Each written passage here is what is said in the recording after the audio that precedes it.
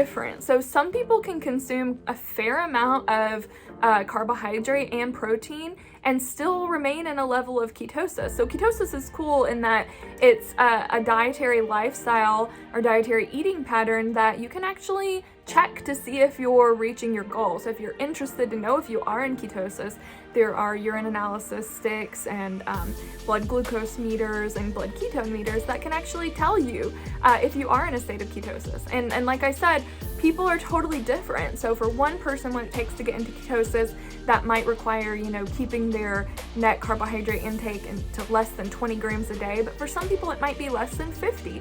Or, if you're an athlete and very active, or you just have kind of a unique metabolism, you could even eat more than that. So your body burns what is given to it to some degree, and this is all also dependent on calorie intake as well. If the body has both easily on hand carbohydrate in the form of glucose in the blood and fats in the blood from a meal, we do tend to see that carbohydrate kind of gets burned first, and fat would be stored in that circumstance if the calorie requirement is lower than what has been consumed. But when you eat fat, you do burn more of it. So if you eat a high-fat ketogenic diet, is that going to cause you to burn more fat?